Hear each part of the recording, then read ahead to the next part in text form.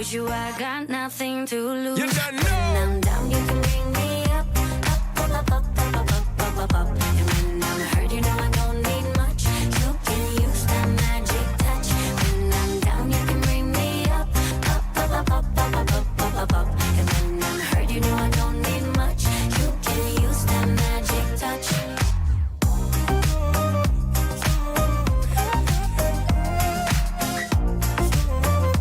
You can use that magic touch.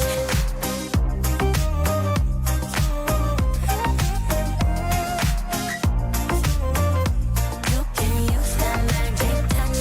Baby girl, it's insane that you feel all the pain and you feel all the mental drain. Yeah. But you don't know S to the P. When we're there, you figure take you on a different plane. Can't contain all the loving what me got for you, girl. Come and one year you call out my name. And it's a shame them wanna be your main baby girl. You know them a move too lame. And I know, yeah, I know. Assalamualaikum warahmatullahi wabarakatuh. Perkenalkan, nama saya Indra Saptika, Sarjana Pertanian. Ini tugas SMK Negeri 1 Karangbaru, calon guru penggerak angkatan 9, Kabupaten Aceh Tamiang, Provinsi Aceh. Pada video kali ini saya akan menyelesaikan tugas demonstrasi kontekstual modul 3.1, yaitu pengambilan keputusan dengan berbasis nilai-nilai kebajikan. Alhamdulillah, hari ini saya ditemani oleh Bapak Kepala Sekolah SMK Negeri 1 Karangbaru, Bapak Fahmi Putra, Sarjana Pertanian, yang akan menjadi narasumber saya untuk sesi wawancara kali ini. Selamat menyaksikan. Assalamualaikum Bapak. Terima kasih Pak sebelumnya yang saya ucapkan atas waktu dan kesempatan yang Bapak berikan kepada Indra untuk menanyakan nih Pak dalam modul demonstrasi kontekstual untuk pengambilan keputusan berdasarkan nilai-nilai kebajikan Pak. Alhamdulillah Bapak sudah bersedia Pak. Nah, di sini ada beberapa hal yang ingin nanti saya tinggal tanyakan. Yang pertama Pak, Bapak kan selaku kepala sekolah, alhamdulillah pasti aktif sekali tuh Pak dalam kegiatan berkas. Pastinya banyak tuh menemukan kasus-kasus dilema etika atau bisa dikatakan juga dengan rujukan moral Pak. Nah, kira-kira Pak, bagaimana cara Bapak selama ini untuk mengidentifikasi kasus tersebut Pak? Ya baik Indra, terkait dengan pertanyaan yang akan sampaikan bahwa di satu tempat maupun kita melakukan kerjaan kita, tentu apalagi pekerjaan yang melibatkan banyak orang, pasti terdapat beberapa kasus yang melibatkan dilema ataupun berbola. Dan adapun caranya untuk mengidentifikasinya adalah kita harus mengumpulkan dari fakta dan bukti yang ada di lapangan. Kemudian kita memastikan siapa saja yang ada dalam suatu tersebut, dan mengetahui siapa saja yang terlibat dalam kasus-kasus atau permasalahan. Dan terakhir kita juga harus mengetahui adanya nilai yang bertentangan dalam kasus ini serta dampak sosial ke depannya. Berarti kita harus mengidentifikasi terlebih dahulu Pak ya. Oh jelas. Nah, sebab-sebab kasusnya, habis itu siapa saja yang terlibat dan dampak ke depannya Pak ya. Ya, betul. Nah Pak, kadang-kadang kan dalam dilematika itu kita menemukan kasus yang sama-sama benar gitu Pak ya, atau sama-sama memiliki nilai kebajikan Pak. Contohnya Pak, karena kita SMK nih Pak, mungkin ada salah satu kepala kompetensi itu dipercaya Pak, biasanya kan gitu dikasih dana praktek, namun pada saat itu dia membantu orang tuanya yang lagi di rumah sakit gitu Pak. Nah, karena dipikirnya itu uang belum digunakan untuk saat ini, jadi dia bantu orang tuanya pakai uang tersebut. Nah, bagaimana Bapak selaku kepala sekolah menangani hal tersebut gitu Pak? Ini kasus, ini masalah. Artinya bisa saja terjadi, apalagi sekolah kita kan punya 9 jurusan. Alhamdulillah ini bisa jadi salah satu jurusan atau bahkan lebih satu jurusan. Artinya untuk menghasilkan kasus yang seperti ini atau mirip seperti ini, ya sebuah sekolah saya harus objektif, objektifnya tidak bermasalah. Kemudian satu lagi kita juga harus mempertimbangkan dampak sosial yang diberikan oleh kasus tersebut.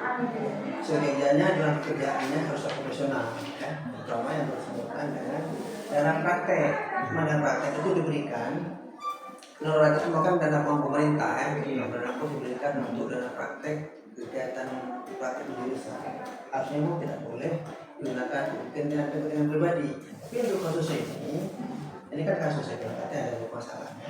Untuk di sini selalu pemimpin artinya pembinaan sekolah, saya kan harus mempertimbangkan faktor perusahaan. Ini kan perusahaan, ya, harus ada pilihan dan praktek dengan orang tua di yang rumah sakit. Jadi mungkin pada saat itu untuk konsentrasi yang bersangkutan benar-benar lagi tidak ada uang. Sementara yang uang yang ada kan uang praktek. Jadi ya uang praktek ini digunakannya untuk mengobati orang tuanya.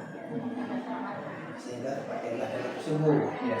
Nah kalau kita memandang dari segi peraturan itu tidak boleh. Tidak boleh kakak menggunakan dana sekolah untuk kepentingan pribadi, tidak boleh. Jelas menurut hukum. Ini pada pertimbangan sosial tadi adalah apa namanya pertimbangan tertentu ya Pak sekolah. Sebenarnya untuk dilema tersebut ada 3 pertimbangan yang bisa kita lakukan ya untuk kasus seperti ini. Yang pertama output yang berlaku tersebut, kemudian aturan yang berlaku dan dari segi perusahaan. Kemudian jadi intinya bagaimana kita dapat memajukan ketiga prinsip tersebut sehingga saya mengambil keputusan dan perbolehkan karena menimbang dari sisi kemanusiaan ya. Dengan catatan uang tersebut nanti harus artinya ketika kembalikan nanti uangnya bisa dipakai untuk praktek. Pak, alhamdulillah berarti Bapak intinya memang tetap menerapkan dulu peraturan ya, melihat kondisi peraturan dulu, 3 prinsip dari pertimbangan dalam ETK Pak ya. Output yang keputusan Bapak ambil, habis itu peraturan dari sisi kemanusiaan dan pada akhirnya juga nanti diperbolehkan untuk sementara berarti Pak ya. Untuk sementara semuanya diperbolehkan beliau membantu orang tuanya dengan catatan sebelum kegiatan praktikum harus diganti Pak ya. Jadi nggak di sini jadi nggak ada melanggar aturan berarti gitu Pak. Kalau tidak kembalikan itu melanggar aturan. Itu melanggar kembalikan pinjam sementara. Ya pertimbangan sosial. Ya, siap Pak. Nah, ini ada pertanyaan sedikit lagi nih Pak. Ini ada kemudian nih Pak ya, kira-kira untuk langkah-langkah atau prosedur seperti apa yang Bapak akan lakukan gitu Pak? Walaupun tadi udah Bapak jelaskan kan sedikit banyak, supaya agak mengkerucut lagi kira-kira langkah atau prosedurnya gimana tuh Pak? Ya biasanya yang kita lakukan adalah kita identifikasi masalahnya, puncak permasalahannya mana. Kemudian baru kita tentukan prioritas mana yang lebih penting ya. Urutan 1, 2, 3 kita kita tetapkan. Jadi dengan kita mengidentifikasi masalah tersebut, kita dapat mengetahui itu permasalahan yang sebenarnya. Artinya permasalahan yang benar, akurat apa itu? Artinya berdasarkan dengan informasi yang kita kumpulkan. Untuk sebuah prioritas kita dapat mengetahui masalah atau dilema etika mana yang paling penting dan harus diselesaikan secepatnya agar tidak menyalahi aturan yang ada. Berarti memang ada skala prioritas bagi Bapak gitu Pak ya. Etika mana yang harus segera diselesaikan supaya tidak menyalahi aturan gitu Pak. Betul. Baik Pak. Nah, jadi Pak, yang paling efektif dalam pengambilan keputusan untuk kasus-kasus dilematika itu yang bagaimana Pak? Yang paling efektif? Begini, artinya dalam kita bekerja sebagai bawahan kita harus punya sikap integritas. Integritas itu kejujuran, disiplin, itu berarti. Artinya integritas dan loyalitas tetap pimpinan di sekolah atasan.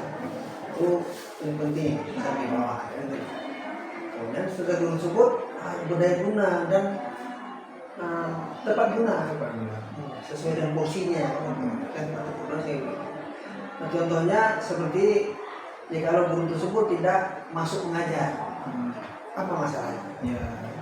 Pasti ada permasalahan. Bisa jadi kena sakit izin sakit kan, bisa jadi guru tersebut sakit atau anaknya sakit atau suami atau istrinya sakit. Kemudian tentunya kalau tidak hadir guru tidak ada sekolah kan harus ada bahan ditinggalkan, harus ada guru pengganti. Jadi tanggung jawab ya Pak. Jelas, tanggung jawab itu integritas tadi. Integritas tadi Pak. Terus, pertama integritas paling penting. Iya. Tidak masuk harus ada guru menggantikan. Oh iya. Itu integritas kan? Ya, integritas. Iya, itu selesai. Berarti memang cara paling efektif kita lihat integritasnya. Guru tersebut harus ada integritas sama loyal terhadap pimpinan gitu Pak. Nah, jadi kewajiban dia itu nggak terbengkalai gitu Pak. Nah, Pak, biasanya nih Pak kan kalau dalam sebuah kasus pengambilan keputusan pastinya itu ada tantangan nih Pak ya. Nah, dalam mengambil keputusan Pak. Nah, yang sering Bapak hadapi tantangan seperti apa Pak untuk pengambilan keputusan di 5 etika? Ya saya minta dijumpai di lapangan kan, apalagi sekolah kita kan sekolah besar, guru dan teknik kan 9 orang, itu urusan orang. Ya banyak tantangan yang bisa kita hadapi. Itu biasa. Ya. Sebagai pimpinan menghadapi permasalahan, tantangan biasa. Ya saya minta juga perbedaan pandangan. Perbedaan pandangan Pak. Terhadap misalnya kasus-kasus, ya. Terutama kasus-kasus yang dialami. Ya. Kadang mereka saling mempertahankan ego dan satu guru yang lain punya pendapat masing-masing. Terakhirnya kan semua guru mempertahankan pendapat sendiri, Ya, terlepas benar atau tidak. Itu sering terjadi. Ya. Kemudian tantangan berikutnya regulasi atau peraturan yang berlaku. Itu pun juga ada kalanya menjadi kendala dalam pengambilan keputusan. Seperti kasus Kakom tadi Pak ya. Kasus ini terjadi. Itu bisa terjadi.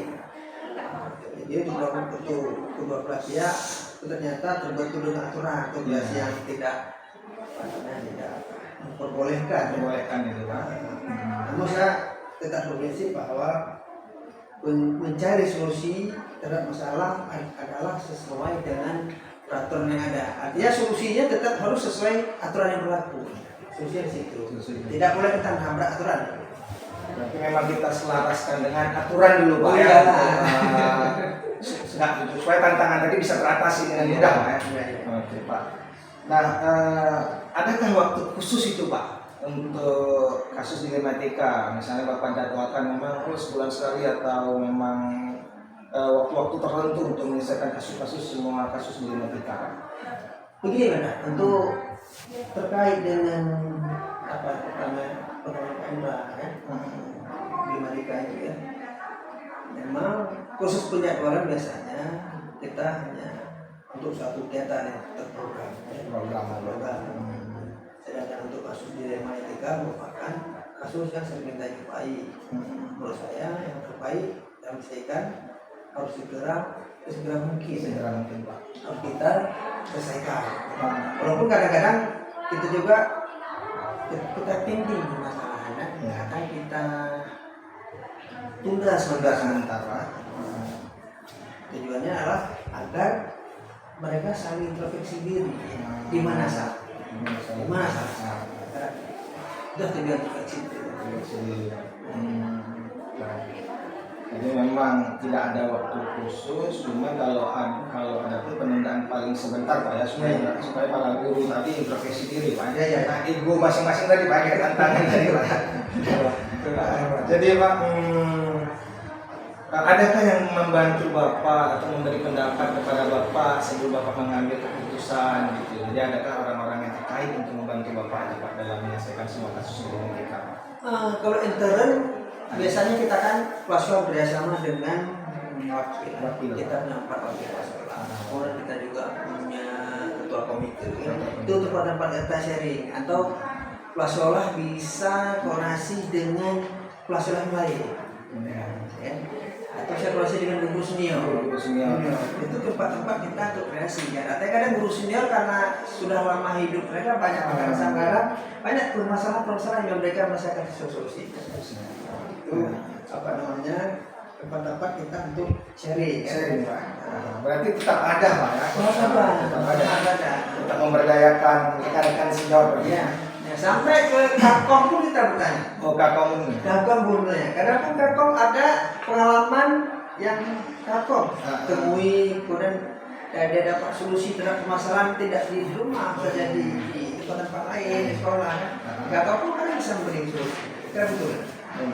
Berarti tetap ada seperti wakil, kakom, ketua komite, bahkan guru-guru senior bisa. Karena mereka memang banyak makan asam garam Pak, untuk kasus-kasus ini Pak.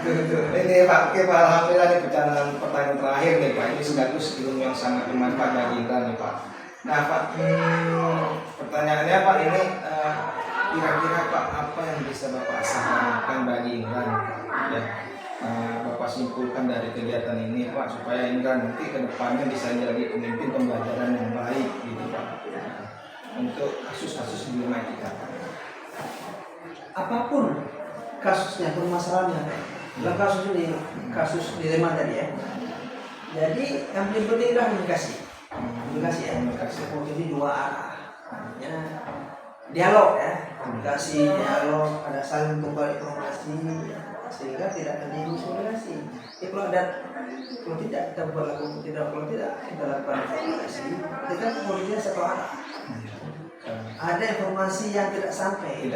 Itulah yang bikin ada masalah. Itu yang menghambat keluarga. Dengan komunikasi mereka dapat melihat titik permasalahan kan? Sehingga kita tahu solusi apa yang harus kita ambil. Jadi ketika kita mengambil keputusan, tentunya keputusan yang tidak bertentangan dengan aturan-aturan. Berarti memang untuk dilematika ini syarat dengan komunikasi yang baik antara dua arah bagi Pak, sekaligus mengacu kepada peraturan yang berlaku Pak. Alhamdulillah sekali Pak, Bapak telah membantu Indra untuk mencapai modul 3.1 nih Pak, pengambilan keputusan yang berbasis nilai-nilai kebajikan dalam tugas demonstrasi kontekstual. Baik Bapak Ibu, sekian dulu video dari saya. Alhamdulillah saya dibantu oleh Bapak Kepala Sekolah SMK Negeri 1 Karangbaru, luar biasa. Semoga ini bisa menjadi pelajaran bagi saya diri sendiri dan bagi Bapak Ibu guru penggerak angkatan berikutnya. SMK bisa.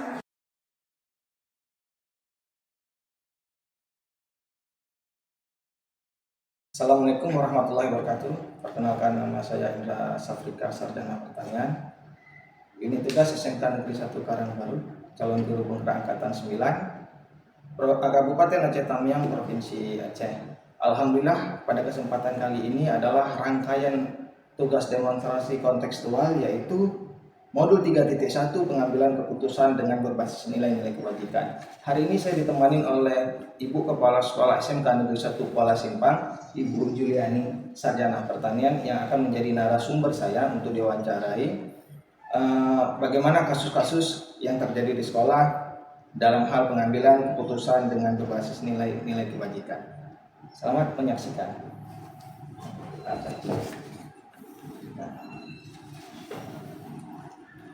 Assalamualaikum Ibu. Waalaikumsalam. Alhamdulillah Bu, terima kasih banyak Bu atas bantuannya Indra untuk menyelesaikan tugas demonstrasi kontekstual modul 3.1 ini. Nah, di modul ini Bu, Indra akan banyak-banyak bertanya ke Ibu tentang bagaimana Ibu mengambil keputusan berdasarkan nilai-nilai kebajikan. Oke, baik Pak Indra. Insya Allah saya nanti akan mencoba menjawab pertanyaan dari Pak Indra. Dan semoga nantinya menjadi ilmu yang bermanfaat bagi Pak Indra. Baiklah, silakan Pak Indra, apa yang ingin ditanyakan? Baik Bu, dalam kesempatan ini Ibu kan sudah pengalaman, tidak salah dengan pengalaman dari Kepala Sekolah SMK 1 dan Pak Indra dulu, hingga sekarang di SMK 1 juga Kuala Simpang. Nah Bu, pastinya kan ada tuh Bu ya masalah-masalah dilematika tuh Bu ya. Jadi bagaimana Ibu mengidentifikasi kasus-kasus dilematika atau rujukan moral yang selama ini terjadi di sekolah? Baik Pak Indra, ini berdasarkan pengalaman saya ada beberapa hal yang biasa saya lakukan untuk mencari fakta. Saya selalu meminta pendapat kawan-kawan, baik dari wakil-wakil saya, juga kepala program, bahkan ke guru-guru juga ya. Jadi masalah-masalah internal ini akan saya tanyakan ke mereka, dan juga masalah dari kebijakan yang dibuat terhadap guru tersebut. Jadi kita saling diskusi, saling saling sharing lah gitu ya.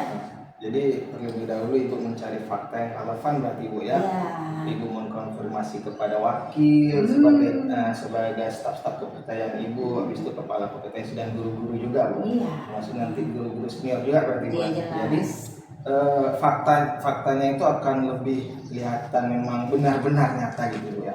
Nah Bu, selama ini Bu misalnya Bu ada kasus di Lema Etika yang mengatakan sama-sama benar atau sama-sama memiliki nilai kebajikan.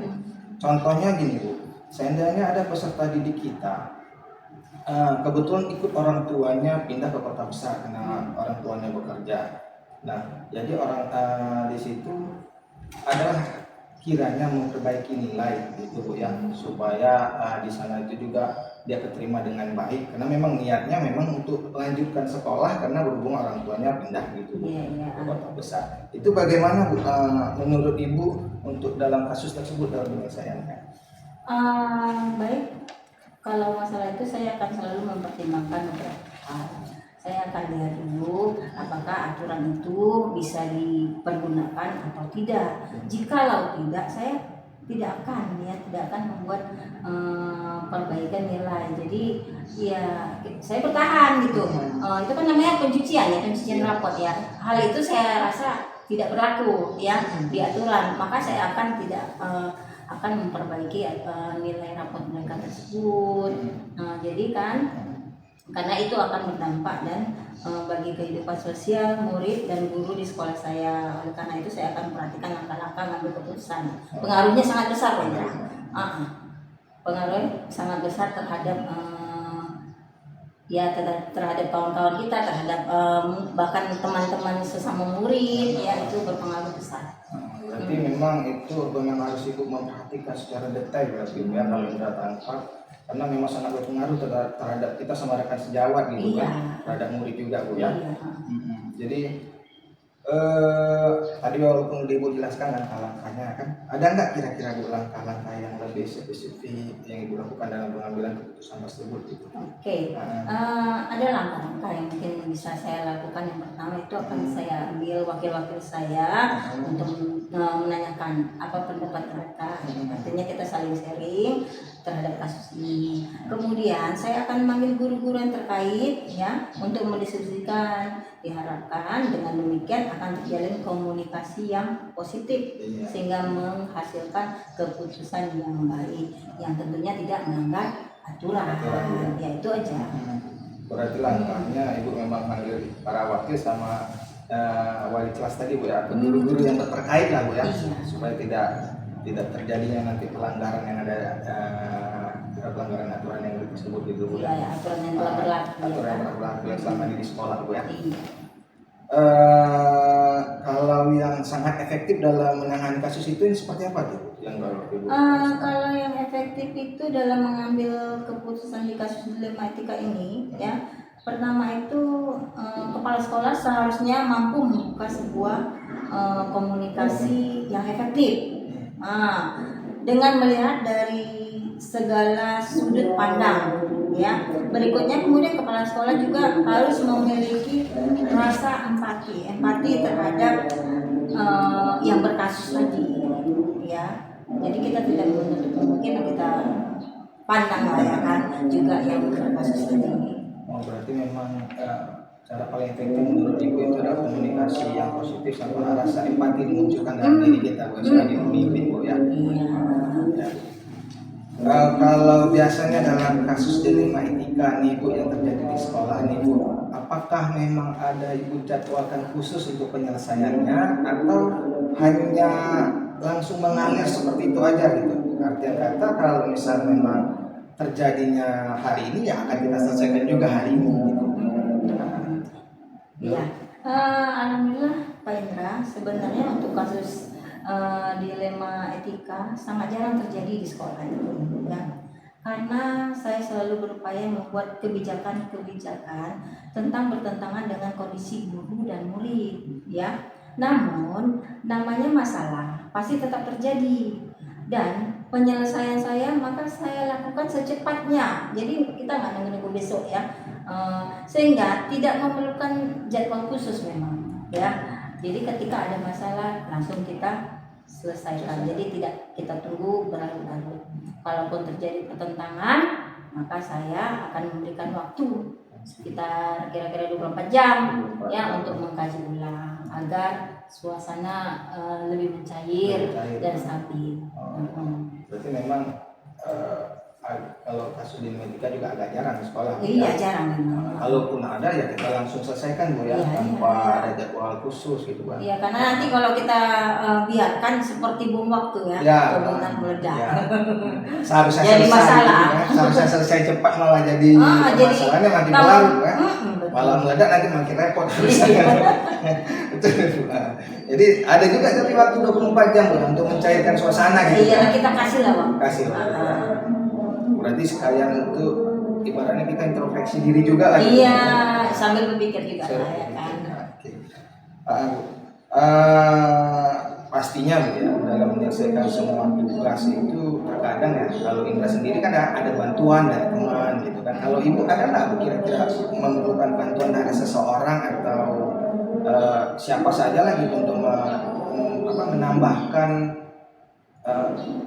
perbendaharaan Ibu lah untuk mengambil keputusan itu. Oke, jelas ya Pak Indra, tentu kita membutuhkan bantuan dari orang-orang sekitar kita. Selain dari wakil kepala sekolah, ketua jurusan, saya juga pernah melibatkan ketua komite sekolah apabila yang berhubungan dengan wali murid ya. Bahkan kita sering sharing ya sesama kepala-kepala sekolah. Jadi semakin banyak orang yang kita ajak berkolaborasi, maka semakin ringan ya, semakin ringan dan kita dalam memecahkan masalah dan pemecahan masalah itu pun kita ambil yang terbaik ya, kita pilih yang terbaik. Berarti memang ada Bu ya. Memang berarti kita pentingnya kolaborasi itu seperti itu Bu ya. Mengambilnya jadi bisa pengalaman kita juga bertambah ya untuk mengambil keputusan. Dan luar biasa juga sharing-sharing sama kepala sekolah nih Bu ya. Dalam kegiatan apa biasa MKKS? MKKS kalau ngumpul-ngumpul itu sering kita cerita masalah-masalah di sekolah kita masing-masing. Jadi sharing lah kita. Kalau kami kan di guru MGMP kegiatan belajar itu juga sering juga. Berarti kalau di kepala sekolah di MKKS ya. Oke. Bu, ini kan untuk kedepannya nih lah Bu, ini pertanyaan yang terakhir lah menurut saya nih Bu ya. Kalau lah seandainya bukan seandainya sih Bu ya, memang udah jadi pemimpin dalam pembelajaran kita semua kan, walaupun di dalam kelas malah peserta didik mereka sejawat juga kan kadang gitu. Nah, supaya ini menjadi ilmu yang bermanfaat bagi Indra Bu, apa kira-kira yang bisa Ibu kasih saran menjadi sebuah kesimpulan untuk kegiatan di rumah etika ini Bu, untuk mengambil keputusan ini? Aduh, jadi malu nih Pak Indra. Bukan berarti saya kepala sekolah saya lebih baik ya Pak Indra, tapi begini ya Pak Indra, saya mengasih saran nanti sedikit ya. Dalam setiap mengambil keputusan kita harus senantiasa melihat peraturan yang ada ya, agar kita nggak nyalahi aturan ya kan. Kemudian melihat norma sosial yang ada agar tidak merugikan kedua belah pihak ya secara sosialnya. Selain itu kita juga harus memiliki komunikasi yang baik ya ke semua pihak ya, semua pihak, sehingga apapun keputusan yang keputusannya sehingga tidak menyinggung mereka dan membuat mereka yakin bahwa itu adalah keputusan yang terbaik ya. Itu menurut saya. Alhamdulillah Bu, luar biasa nih Bu ilmunya Bu. Berarti kita memang harus melihat dari segi peraturan Bu ya. Norma sosial juga tidak pernah kita tinggalkan gitu Bu ya, agar semua pihak itu apa yang kita ambil keputusan untuk mereka tidak tersinggung gitu Bu ya. Menerima ya kan. Ibu terima kasih banyak Bu bantuannya kepada Indra. Mudah-mudahan dalam kegiatan ini untuk CGP Indra berjalan dengan sukses dan lancar sampai di akhir kegiatan. Semoga juga bisa menularkan bagi teman-teman lain ilmu yang bermanfaat, dan juga untuk peserta JGP yang akan datang Bu. Terima kasih Bu. Assalamualaikum warahmatullahi wabarakatuh. Waalaikumsalam warahmatullahi wabarakatuh.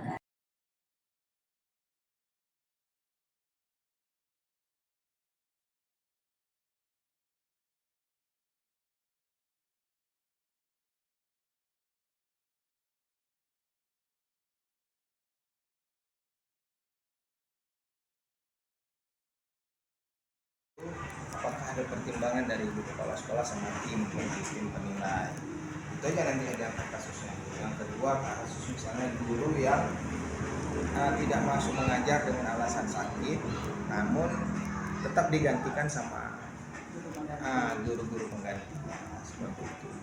Jadi ada beberapa pertimbangan nanti dalam kasus dari kita, misalnya ada